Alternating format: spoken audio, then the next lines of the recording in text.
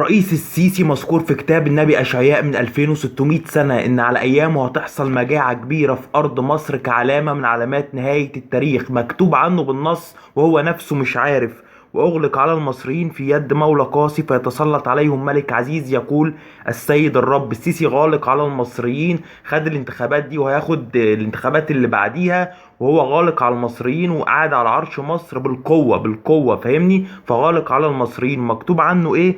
وتنشف المياه من البحر ويجف النهر وييبس.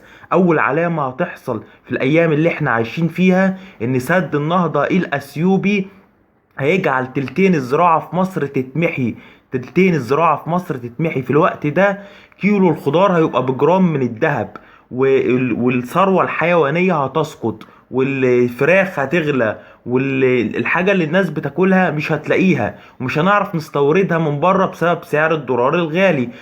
كل الكلام ده مكتوب كمخطط عن مصر في آخر 7 سنين في الأرض، علامة هتحصل في مصر في آخر 7 سنين في الأرض. مكتوب أيضا وتنتن الأنهار وتضعف ويجف سواقي مصر ويتلف القصب والإسل. هتعبروا على دلتا نهر النيل بأقدامكم بدون تشمير الأقدام من أول اسكندرية لحد الفيوم. هتجف نهر النيل حرفيا بسبب سد النهضة وبسبب تغيرات مناخية هتحصل في آخر 7 سنين في الأرض اللي احنا داخلين فيها دلوقتي. والحرب اللي حوالينا اللي بتحصل في المنطقة هي مجرد حرب صغيرة هتتوسع، لأن حلف شمال الأطلسي هيجي من الغرب، وهيجي روسيا والصين اللي هم ملك الشمال وملك الجنوب، وهيتصارعوا في منطقة الشرق الأوسط حوالين مصر بطريقة لم تحدث منذ إنشاء الأمة. كل دي علامات بتحصل في الأيام اللي احنا ساكنين فيها عشان نعرف إن احنا في آخر الزمان. كل ده مكتوب من 2600 سنة. بص بيقولك إيه: وتكون عمدتها مسحوقة وكل عاملين بالأجرة مكتئبين النفس. أي حد عامل بالأجرة هتلاقيه مكتئب النفس في مصر، لأنه بياخد يوميته مثلا 500 جنيه في جيبه اليمين بيصرفها في جيبه الشمال.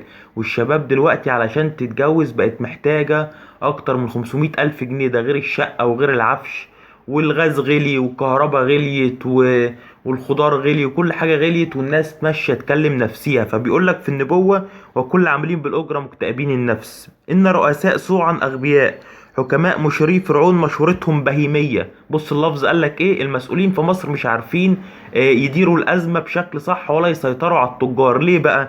لأن مزج الرب في وسطها روح غي فأضل مصر في كل عملها كترنح السكران في قيئه. روح غي ده يعني روح جشع. يعني الرب في اخر 7 سنين في الارض هيمزج في مصر روح جشع. يعني ايه روح جشع؟ يعني روح التاجر بيغلي على اللي بيشتري، والبائع بيغلي على التاجر، والتليفون مثلا ابو 5000 جنيه يقول عليه ب10000 جنيه، والموتوسيكل مثلا اللي هو بكتيره يعني 13000 14000 يقولوا عليه ب40000 وب30000. فالمنتجات بتغلى لان الناس بتغلي على بعض. ليه؟ لان المصريين اتمزج في وسطهم روح غي او روح جشع. وانت روح الجشع ده هتشوفه لو بتنزل في الشارع وبتشوف التاجر، وبتشوف انت بتجيب تليفون، بتجيب مثلا خضار، بتجيب سكر، بتجيب بصل، هتشوف الكلام ده كله روح الجشع. روح الجشع الكلام ده كله مكتوب من 2600 سنة. طب ايه اللي هيحصل؟ هيحصل اختلال اخلاقي في البلد، اختلال اخلاقي.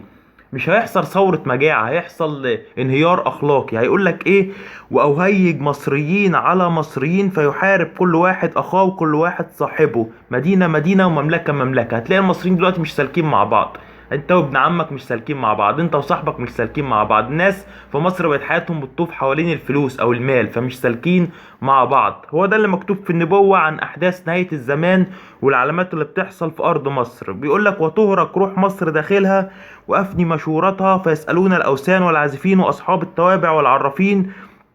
واغلق على المصريين في يد مولى قاسي فيتسلط عليهم ملك عزيز يقول السيد الرب. والصيادين يأنون وكل الذين يلقون شصا في النيل ينحون. لان سد النهضة هيرجع نهر النيل من اول اسكندرية لحد الفيوم حقيقي. دي علامة هتحصل من علامات نهاية الزمان الكبرى اللي هتحصل في ارض مصر. بيقول لك ايه؟ بص: وتكون أرض يهوذا رعبا لمصر، كل من يتذكرها يرتعب من أمام قضاء رب الجنود الذي يقضي بها عليها. شفت الحرب اللي بتحصل المصغرة دي؟ أرض يهوذا رعب مصر، أرض يهوذا رعب مصر. هتلاقي المصريين مش عارفين يعملوا إيه في الحرب اللي بتحصل على حدودهم، مش عارفين يعملوا إيه. مفيش مشورة، مفيش أي حاجة، مش عارفين يعملوا إيه. فاهمني؟ فكل الكلام ده مكتوب، وكل الكلام ده بيتحقق ان احنا داخلين على نهاية الزمان. والكتاب ده من اعظم الكتب في الارض، بيشرح بالتفصيل عن حالات البلاد في اخر 7 سنين في الارض. فمكتوب هنا عن سوريا، ومكتوب عن مصر، ومكتوب عن الأردن. فافتح الكتاب ده واقرا فيه، لأن الكتاب ده مفسر نفسه بنفسه، مش محتاج حد يفسره. واحنا مش عيبنا الجهل، احنا عيبنا التجاهل. كل الكلام ده بيحصل في مصر، وكل الكلام ده احنا شايفينه، وكل الكلام ده احنا عارفينه. أصغر مؤمن بالله عارف ان يوم القيامة على الأبواب. احنا مش عيبنا الجهل، احنا عيبنا التجاهل. كل الناس عارفة ان يوم القيامة على الأبواب. انا ما بقولش حاجة جديدة للناس. فاليوم مطلوب مننا ان احنا نغير توجه قلوبنا من الظلام للنور. من الظلام للنور. ما بقولكش سيب شغلك، ولا بقولك سيب مصدر رزقك، ولا بقولك وقف العمل في الحياة، لان العالم هينتهي بعد ايام او بعد شهور او بعد سنين. لا، انا بقولك غير توجه قلبك من الظلام للنور. هو ده المطلوب منك. دور على اللي يشفع فيك. حط ال3 كتب قصاد بعض ودور على الله. دور على الله بحقه حقيقي. دورت على الله بحقه حقيقي، الله هيلاقيك. العيشة مع الله فيها راحة، العيشة بعيد عن الله في الظلام فيها تعب. فاليوم قدم التوبة على مغفرة الخطايا، ونرجع عن طرقنا الشريرة. وانا واحد منكم بقول لكم نرجع عن طرقنا الشريرة، ونعيش في النور مش في الظلام، لان الوقت قريب.